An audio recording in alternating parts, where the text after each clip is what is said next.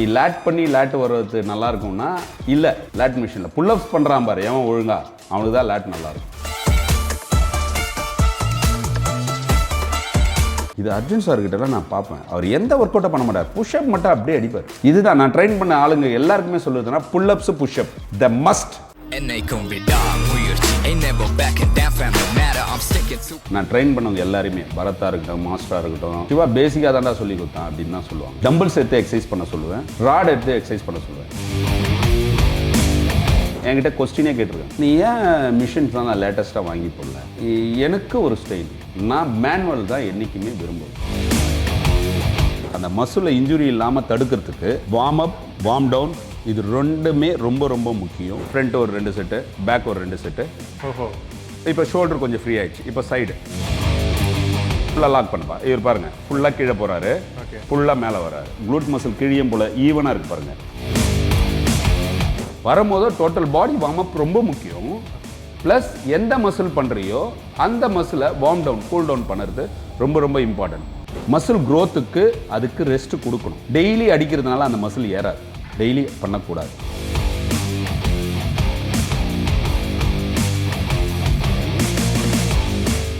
Master இப்போ பார்த்தீங்கன்னா நிறைய ஒர்க் அவுட்ஸ் இருக்குது, பெரிய பெரிய ஒர்க் அவுட்ஸ் பண்ணுறாங்க, அது பண்ணுறாங்க, இது பண்ணுறாங்க. பட் பேசிக்காக வந்து ஒரு சில விஷயங்கள், இந்த வார்ம் அப் அப்படின்னு ஒரு விஷயம் இருக்குது. நிறைய பேர் ஸ்கிப் பண்ணிட்டு போயிடுவாங்க, டைம் இல்லை அப்படின்னு சொல்லிட்டு. அந்த வார்ம் அப் பண்ணாதனால எவ்வளோ பிரச்சனைகள் வரும். அண்ட் வார்ம் அப் பண்ணுறது எவ்வளோ ஒரு அந்த கலை, அந்த வார்ம் அப்பே ஒரு கலை அப்படின்னு சொல்லுவாங்க இல்லையா, அது எப்படி கிளியராக பண்ணுறது? ரொம்ப பெருசாக கூட தேவையில்லப்பா. இப்போ பேசிக்காக நான் பண்ணுற பாருங்களேன். பிரகாஷ் இங்கே வாப்பா, நீ இல்லை இப்போ பேசிக் உள்ளே வரும். உள்ளே வந்தோடனையும் நீ வந்து தூங்கி எழுந்து வந்திருக்கலாம், இல்லை ரெஸ்ட் எடுத்துகிட்டு வந்திருக்கலாம். கண்டிப்பாக ஜிம்முக்கு வந்தாலே நீ கண்டிப்பாக நல்லா ரெஸ்ட் எடுத்து தான் வரணும். டயர்டில் ஜிம் பண்ணக்கூடாது. இது பேசிக். அப்போ ரெஸ்ட் எடுத்துகிட்டு வரும்போது உன் பாடி வந்து வார்ம் அப்பே ஆகிருக்காது. பேசிக்காக அப்பர் பாடி ஒரு சின்ன வார்ம் அப், ஒரு சின்னதான், ஒரு 10-15 நிமிஷம், ரொம்ப கூட தேவை. இப்போ பாருங்களேன் பிரகாஷ், ஹேண்ட் ரொட்டேட் பண்ணு. ஃப்ரண்ட் ஒரு 2 செட்டு, பேக் ஒரு 2 செட்டு. ஓஹோ. இப்போ ஷோல்டர் கொஞ்சம் ஃப்ரீ ஆயிடுச்சு. இப்போ சைடு டவுன். இப்போ ஹிப்பு இந்த ரிப்புக்கு ஓகே, இதை ஃப்ரீ பண்ணுறாரு. திரும்பி லோயர் டிஸ்கை ஃப்ரீ பண்ணுறாரு, டவுன். நல்லா ஃப்ளோரை போய் டச் பண்ண, ஃப்ளோர் டச் பண்ணுப்பா. டச் பண்ணணும், முட்டி மடங்காம ரைட்டாக முடிஞ்ச அளவு. ஓகே. நான் என்ன சொல்கிறேன், ரொம்ப நீங்கள் பெருசாக போயிட்டு டச் பண்ண, சில பேருக்கு டச் பண்ண முடியாது, அந்த மாதிரி. ஓகே, அது ஷோல்டர் ஸ்ட்ரெச் பண்ணுப்பா, ஷோல்டர் ஸ்ட்ரெச் பண்ண பாருங்கள். இது ஒரு சிம்பிள். அப்புறம் இந்த பக்கம் லெஃப்ட் ரைட் பண்ணுறாரு. அப்புறம் பேக் ஷோல்டர். இப்போ இது ஒரு ஸ்ட்ரெச்சு, சிம்பிளாக பேசிக். அடுத்து கிளாக் வைஸ் பண்ண, டவுன் சைடு. இப்போ பார்த்தீங்கன்னா லேட் ஸ்ட்ரெச்சு. ஓகே. லேட் போயிட்டு இருக்காரு. ஓகே. அடுத்தது சின்ன நெக்குப்பா, நெக்கு பாருங்கள், சின்ன ஏன்னா இப்போ நெக் மசில் நம்மளுக்கு ஒர்க் ஆகும் இல்லையா, அதுக்கு ஒரு ஃப்ரீனஸ் பண்ணுறாரு. ஓகே. ஸோ இதெல்லாம் பண்ணாலே பாதி அந்த இன்ஜுரியிலிருந்து நமக்கு இது எல்லாமே வந்து ஒரு 5 செட்ஸ் இன்ஜுரிஸ் ஈஸியாக அவாய்ட் பண்ணலாம். வார்ம் அப் ஆகிடுது இல்லை, திரும்பி முடிக்கிறோம், இதெல்லாம் முடிச்சிடும். இப்போ ஆர்ம் ஸ்ட்ரெச் பண்ணுறாரு, பைசப்ஸு. இது மேலே ஒரு ஸ்ட்ரெச்சு, கீழே டவுன் பண்ணி ஸ்ட்ரெச் பண்ணலாம். ஆர்ம்ஸை கீழே வச்சு கூட ட்ரைசப் ஸ்ட்ரெச் பண்ணலாம். அப்போது ஒர்க் அவுட்டில் பண்ணுற இன்ஜுரி ஆகிறத விட இது பண்ணாமல் பண்ணுறதுனால தான் இன்ஜுரி ஆகுது. 100% நீ வார்ம் அப் பண்ணாமல் பண்ணுறதுனால தான் இன்ஜுரி. திரும்பி இன்னொரு விஷயம் இருக்குது, இதே வந்து வார்ம் டவுன் தான். ஒர்க் அவுட்லாம் முடிச்சதுக்கு அப்புறம் சடனாக எல்லாரும் ஓட பார்ப்பாங்க. இல்லை அது பண்ணக்கூடாது, கூல் டவுன் பண்ணணும். ரிலாக்ஸ் பண்ணிவிட்டு ஜிம்மில் ஒரு 10 நிமிஷம், ஒரு 5 நிமிஷம் உக்காந்துட்டு திரும்பி கூல் டவுன்னா லெக் ஸ்ட்ரெச் பண்ணுறது, ஷோல்டர் இப்போ பண்ணார் இல்லையா, இந்த ஸ்ட்ரெச்சஸ்ஸு, இது எல்லாமே பண்ணிடணும். இது வார்ம் டவுன். எந்த மசில் பண்ணுறோமோ மெயினாக பைசப்ஸ் பண்ணால் பைசப்ஸ் வார்ம் டவுன் பண்ணணும். ஓகே. டோட்டல் பாடி கூட நீங்கள் வார்ம் டவுன் பண்ண வேண்டாம். வரும்போது டோட்டல் பாடி வார்ம் அப் ரொம்ப முக்கியம். ப்ளஸ் எந்த மசில் பண்ணுறியோ அந்த மசிலை வார்ம் டவுன், கூல் டவுன் பண்ணுறது ரொம்ப ரொம்ப இம்பார்ட்டன்ட். இப்போ பேசிக்காக நான் வந்து என்ன பண்ணுவேன்னா, இந்த வார்ம் அப் கற்றுக் கொடுத்துட்டு புல்லப்ஸு, புஷ்அப்பு. இப்போ புஷ்அப் பேசிக்காக உங்களால் என்ன முடியுதோ புஷ்அப் பண்ணுப்பா. புஷ்அப்பில் தான் சார் பல கேள்விகள் இருக்குது. கரெக்டான புஷ்அப்ஸ் அவர் ஒருத்தர் 50ன்னுவான், ஆனால் எப்படி பண்ணுறான்றது. ஃபுல்லாக லாக், மேலே ஃபுல்லாக லாக் பண்ணுப்பா. இவர் பாருங்கள் ஃபுல்லாக கீழே போகிறாரு, ஃபுல்லாக மேலே வராரு. இவரோட ஈவனாக இருக்குது பாருங்கள். இது கிழியும் போல் இவரோட க்ளூட் மசில் கிழியும் போல் ஈவனாக இருக்குது பாருங்கள். ஈவன் ப்ரொசீஜராக பண்ணுறாரு. எல்போவும் ஃபுல்லாக லாக் ஆகுது. எல்போவும் ஃபுல்லாக லாக். நம்ம வந்து டப்புன்னு இப்படி அடிக்கலாம் கூடாது. ஓகே. ஆக்சுவலி இது வந்து வடிவேல் காமெடி மாதிரி தான். நம்மளோட ஓன் பாடி வெயிட்டை நான் ஜிம்முக்கு வந்தோடனே என்ன பண்ணுவேன்னா, கிளைண்ட்டை உங்களோட ஓன் பாடி வெயிட்டை தூக்குறது புல்லப்ஸ், சின்னப் சொல்லுவோம் இல்லையா, அது முடிச்சுட்டு புஷ்அப் பண்ணாமல் நான் எந்த கிளைண்ட்டையும் நான் பண்ண வைக்க மாட்டேன் எக்ஸசைஸ். ஓகே ஓகேப்பா, நீ போ. சூப்பர். ஸோ இந்த ஒரு விஷயங்கள்லாம் நேர்களாக நீங்கள் பார்த்துட்டு இருக்கும்போது நிறைய விஷயம் நீங்கள் கேள்விப்பட்டிருந்திருப்பீங்க. பட் நிறைய பேர் அதை ஸ்கிப் பண்ணிட்டு போய் நிறைய இன்ஜுரிஸ் வந்து நம்ம பார்க்க முடியுது. ஒரு மாதம் தேவையில்லாமல் உட்கார வேண்டியது இருக்கும். ஸோ அவங்கெல்லாம் வந்து மாஸ்டர் சொன்ன மாதிரி வார்ம் அப் அப்படின்றது, வார்ம் அப், வார்ம் டவுன், இது ரெண்டுமே ரொம்ப ரொம்ப முக்கியம். ப்ளஸ் இன்னொரு விஷயம் என்னென்னா, நம்ம வீக்லி ஒன்ஸ் வந்து மசாஜ், ஆயில் மசாஜ் மீன்ஸ் நம்மளோட ஓன் பாடியை ஆயில் மசாஜ், மசிலை நம்மளே ரிலாக்ஸ் பண்ணுறதுக்கு ஒரு மசாஜ் தேவைப்படும். வீக்லி ஒன்ஸ், மந்த்லி ஒன்ஸ் வெளியே போகிறவங்க வேறு, அந்த மசிலில் இன்ஜுரி இல்லாமல் தடுக்கிறதுக்கு நம்மளுக்கு அந்த மசாஜ் தேவை, ஸ்ட்ரெச்சஸ் தேவை. அதே மாதிரி அளவுக்கு அதிகமான வெயிட்டை போட வேண்டிய கட்டாயமும் தேவையில்லை. நிறைய பேர் இந்த ப்ராக்ரெசிவ் மசில் ரிலாக்ஸேஷன் அப்படின்னு சொல்கிறாங்க. அதாவது இந்த மசிலை தானாக டைட் பண்ணி அந்த மசிலை ரிலாக்ஸ் பண்ணணும்னு சொல்கிறாங்க. அது எப்படி சார்? அதுக்குள்ளேயே நான் போனதில்லை. ஓகே, அது தேவையில்லை. தேவையில்லை. இந்த மாதிரி விஷயங்கள் பண்ணும்போது அதுவே அதில் எல்லாமே செட் ஆகிடும். ஓகே, மசில் ரெக்கவரி டைம் அப்படின்னு ஒன்று அது இருக்கா? அது ஒரு ட்ரைனிங். இப்போ மாஸ் ட்ரைனிங்னா இவ்வளோ 1 மினிட் எடுக்கலாம் ரிக்கவரிக்கு. இப்போது டோட்டல் மசில், ஒரு மசில், அதாவது அவங்க பண்ணுற ஒர்க் அவுட் ஷெடியூலை பொறுத்து. இப்போ ஒரு நாளைக்கு 2 மசில் பண்ணனா ஒரு 48 ஹவர்ஸ் கேப் வரும். திரும்பி ஒரு 2 டேஸ்க்கு ஒன்ஸ் அந்த மசில் ரிப்பீட் ஆகலாம். இல்லை மாஸ் ட்ரைனிங்னா ஒரு மசில் வீக்லி ஒன்ஸ் வரும். அது பார்த்தீங்கன்னா ரொம்ப நாள் கேப் வரும், ஒரு 6 டேஸ் கேப் வரும். இந்த மாதிரி ஒரு மசிலுக்கு ஒரு ட்ரைனிங் பேட்டர்ன் ஆஃப் ஸ்டைலுக்கு ரெஸ்ட் தேவைப்படுது. ஜென்ரலாக ஃபிட்னஸ் பண்ணுறவங்க ஒரு செட்டுக்கு ஒரு 30 செகண்ட் கேப் விட்டுட்டு ஒரு நாளைக்கு ஒரு மசில் பண்ணால் போதுமானது. இது ஃபேட்டாக இருக்கிறவங்களுக்கு. இதே லீனாக இருக்கிறவங்க, ஃபேட்டாக இருக்கிறவங்க வந்து, ஏன்னா அவங்க கார்டியோவும் பண்ணுவாங்க, மசிலும் பண்ணுவாங்க, இந்த மாதிரி சர்க்யூட் ட்ரைனிங் மாதிரி பண்ணலாம் ஃபேட்டாக இருக்கிறவங்க. இதே ஃபேட் இல்லை லீன் பாடி வெயிட் பண்ணுறவங்க ஒரு நாளைக்கு ஒரு மசில் பண்ணால் போதும். ஏன்னா அவங்க கார்டியோ கம்மியாக இருக்கும். மசில் ஒரு 5 வேரியேஷன் 6 வேரியேஷன் பண்ணலாம், அவ்வளோதான். நிறைய பேர் ஒரு கேள்வி கேட்பாங்க, அப்பர் பாடி வந்து டெவலப் ஆகணும்னா என்ன பண்ணுறது கேட்பாங்க. அது ஒரு சில பேர் சொல்லுவாங்க லோவர் பாடி டெவலப் பண்ணினா அப்பர் பாடி டெவலப் ஆகணும். அது உண்மையா? 100% உண்மை. ஓகே, 200% உண்மை. அடுத்து வந்து லோயர் பாடியை நம்ம கவனம் செலுத்தினா தான் அப்பர் பாடி உங்களுக்கு, அதாவது பேஸ்மெண்ட்டை ஸ்ட்ராங்காக இருந்தால் தான் பில்டிங் ஸ்ட்ராங்காக இருக்கும் இல்லையா? இது உண்மையான விஷயந்தான். இதில் வந்து எந்த ஒரு பொய்யும் இல்லை, எந்த ஒரு மித்தம் கிடையாது. நீங்கள் டெய்லி ஃப்ரீ ஸ்குவாட் பண்ணிவிட்டு எக்ஸசைஸ் பண்ணாலே, நான் என்ன சொல்கிறேன்னா, புல்லப்ஸ் புஷ்அப் மாதிரி நீங்கள் லோயர் பாடிக்கும் டெய்லி சிட்டப்ஸ் பண்ணிவிட்டு, ஓகே, தோப்புக்கரணும்னு சொல்கிறோம் இல்லையா, நம்ம அதை நீங்கள் பண்ணிவிட்டு நீங்கள் எக்ஸசைஸை ஸ்டார்ட் பண்ண உங்கள் மசில் க்ரோத் சீக்கிரமாக இம்ப்ரூவ் பார்ப்பீங்க, கண்கூட பார்ப்பீங்க. சார், நிறைய பேருக்கு வந்து இந்த ஆர்ம்ஸ் நல்லா இருக்கணும் அப்படின்னு ஒரு பெரிய ஆசை இருக்கும். வேறு எந்த பார்ட் நல்லா இருக்கோ இல்லையோ, பைசப்ஸ் நல்லா இருக்கணும். பட் நிறைய ட்ரைனர்ஸ் என்ன சொல்லுவாங்க, மற்ற பார்ட்டை கான்சன்ட்ரேட் பண்ணிங்கன்னா அது தானாக நல்லா ஆகும் அப்படின்னு சொல்லுவாங்க. பட் உங்ககிட்ட ஒரு டிப்ஸ் நம்ம ஆடியன்ஸ்க்கு வந்து ஒன்றும் இல்லை. இப்போது நம்ம என்னென்னா, எந்த மசில் பண்ணாலும் சரி, ஷோல்டர் பண்ணுறோம், ஆர்ம்ஸ் பவரில் தான் நம்ம ஷோல்டர் லிஃப்ட் பண்ணி செய்வோம். பைசப்ஸ் பண்ணாலும் சரி, செஸ்ட் பண்ணாலும் சரி, ட்ரை பை லேட் பண்ணாலும் சரி, எல்லாமே இந்த கையை முதற்கொண்டு தான் நம்ம செய்கிறோம். அப்போ ஆட்டோமேட்டிக்காக நீ டெய்லி கைக்கு எக்ஸசைஸ் கொடுத்துட்டே தான் இருக்க. கைக்கு நீ கொடுக்காத நாளே கிடையாது. புல்லப்ஸ் பண்ணாலும் உன்னோட ஆர்ம் பவர் தான், புஷ்அப் பண்ணாலும் உன்னோட ஆர்ம் பவர், ஷோல்டர் பவரில் தான் நீ எழுந்துக்கிற. இது எல்லாமே ஆர்மை பேஸ் பண்ணி தான் இருக்குது. ஆர்ம்ஸ் வந்து ஈஸியாக க்ரோத் பண்ணிடலாம். ஆனால் அதுக்கு உண்டான ப்ராப்பர் கிளாஸ் இருக்குது, அதுக்கு உண்டான ரெஸ்ட் இருக்குது மசிலுக்கு ரிகவரி. ஆர்ம்ஸ் வேணும்னு சொல்லிட்டு டெய்லி போயிட்டு ஆர்ம்ஸ் பண்ணுறவங்க இருக்காங்க. அது இல்லை, கண்டிப்பாக கிடையாது. ஆர்ம்ஸ் ஒரு மசில் தேவைப்படுது. செஸ்ட் தேவைப்பட்டாலும் சரி, லேட்டு தேவைப்பட்டாலும், ஸ்குவாடு, ட்ரைசெப்ஸ், எந்த மசில் தேவைப்பட்டாலும் அதுக்கு ரிக்கவரி கேட்டிங்கல்ல, ரிக்கவரி இப்போ தான் ரிக்கவரி தேவைப்படும். மசில் க்ரோத்துக்கு அதுக்கு ரெஸ்ட் கொடுக்கணும். டெய்லி அடிக்கிறதுனால அந்த மசில் ஏறாது, அந்த மசில் அப்படியே தான் இருக்கும். டெய்லி பண்ணக்கூடாது.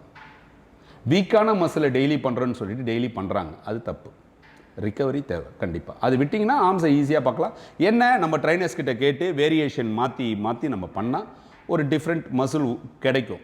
ப்ளஸ் இதெல்லாம் தாண்டி நம்ம சாப்பிட்ற ஃபுட்டும் ரொம்ப இம்பார்ட்டண்டான ஒரு விஷயம். மாஸ்டர், அதாவது இப்போது நிறைய எக்யூப்மெண்ட்ஸ் அப்படி மாடர்னைஸ்டான எக்யூப்மெண்ட்ஸ்லாம் இருக்குது, மாடர்னைஸ்டான ஒர்க் அவுட்லாம் இருக்குது. ஸோ இந்த எக்யூப்மெண்ட்ஸ் வந்து ஒரு பெரிய ரோலை ப்ளே பண்ணுமா, இல்லைனா வந்து சாதாரணமாக அந்த பழைய காலத்தில் உள்ள ஃபாலோ பண்ண இந்த எக்ஸசைஸ் மட்டுமே போதுமா? ஆக்சுவலி என்னென்னா, நம்ம மற்ற ஜிம்மை பாதிக்கப்படுறதுக்காக நான் பேசலை இந்த ஆன்சரு. இப்போ ஒன்றும் இல்லை, ஃபார் எக்ஸாம்பிள் சொல்கிறேன். இப்போ நான் வந்து லேட்டஸ்ட் எக்யூப்மெண்ட் வச்சுருக்கேன், சிலதெல்லாம் இருக்குது, ரொம்பலாம் கிடையாது என்கிட்ட, சிலதெல்லாம் இருக்குது. மோஸ்ட்டாக நான் ட்ரெயின் பண்ணவங்க எல்லாருமே, பரத்தாக இருக்கட்டும், மாஸ்டராக இருக்கட்டும், அருணுஜயா இருக்கட்டும், நான் ட்ரெயின் பண்ண கிளைண்ட்டை கேட்டால் சொல்லுவாங்க, சிவா என்னடா சொல்லி கொடுத்தான் அப்படின்னா, சிவா பேசிக்காக தான்டா சொல்லி கொடுத்தான் அப்படின்னு தான் சொல்லுவாங்க. என்ன சொல்லி கொடுத்தான் அப்படின்னா, டம்பிள்ஸ் எடுத்து எக்ஸசைஸ் பண்ண சொல்லுவேன், ராட் எடுத்து எக்ஸசைஸ் பண்ண சொல்லுவேன். என்கிட்ட கொஸ்டினே கேட்டிருக்காங்க, நீ ஏன் மிஷின்ஸ் தான் நான் லேட்டஸ்ட்டாக வாங்கி போடல அப்படின்னா, எனக்கு ஒரு ஸ்டைல், நான் மேனுவல் தான் என்றைக்குமே விரும்புவேன். இதால் நீ என்னை பழைய காலத்து ஆளாக நினச்சிக்க, என்ன வேணாலும் பண்ணிக்கோ. இப்போ பழைய காலத்து எக்யூப்மெண்ட்டை தான் வந்து நிறைய இடத்துல நீங்கள் ஃபாரினர்ஸ்லாம் பார்த்தீங்கன்னா மரக்கட்டையில் திரும்பி கொண்டு வராங்க. மரக்கட்டையில் வந்து பிளேட் செய்கிறது, அப்புறம் கல்லில் பிளேட்டு, இதெல்லாம் நம்ம பாதி காலத்தில் பார்த்தீங்கன்னா கிரவுண்டில் பார்க்கெல்லாம் வந்து கல்லில் தான் இருக்கும், இரும்பில் தான் பிளேட் இருக்கும். இன்றைக்கி மோல்டிங், நானும் காலத்துக்கு ஏற்ற மாதிரி ஒரு சின்ன சின்ன விஷயந்தான் மாற்றிருக்கேன். நான் சின்ன சின்ன விஷயந்தான், பட் லேட்டஸ்ட்டாக என்கிட்ட கம்மியாக தான் இருக்கும். மேனுவல் தான். இப்போ நீ எக்ஸசைஸ் பண்ணிகிட்டே இருக்கப்பா. நான் எக்ஸாம்பிள் சொல்லிட்டேன். நீ ஒரு இடத்துக்கு போகிற, நான் என்ன சொல்கிறேன், ஒரு ஜிம்மே இல்லாத இடத்துக்கு போகிறேன், நீ 2 தம்பில் போட்டு எக்ஸசைஸ் பண்ணிட்டு போயிடலாம். எக்யூப்மெண்ட்டை தேடிட்டு இருப்பியா அந்த இடத்துல? தேட முடியாதுல்ல. அப்போ எது பெஸ்ட்டுன்னா, என்றைக்குமே நிரந்தரமானது எது? மேனுவலாக பண்ணுறது என்றைக்குமே தி பெஸ்ட். லேட்டஸ்ட் எக்யூப்மெண்ட்டை நம்பி போகிறீங்கன்னா அதில் இன்ஜுரிஸும் நிறைய நடக்கும். அதில் எக்ஸ்ட்ரா வந்து உங்களுக்கு மசில் க்ரோத் ஆகும் அப்படிங்கிறது உண்மையா? லேட்டஸ்ட் மிஷின்ஸ் யூஸ் இப்போது நான் என்ன சொல்கிறேன்னா, கஷ்டப்பட்டு படிக்கிறவனுக்கும் ஈஸியாக படிக்கிறவனுக்கும் நிறைய வித்தியாசம் இருக்குது. இப்போது சைக்கிள் ஓட்டுறவனுக்கும் பைக் ஓட்டுறவனுக்கும் ஈஸியாக விஷயம் நிறைய இருக்குது. பைக் நான் சும்மா சொல்கிறேன், பைக் ஓட்டுறது நல்லதா?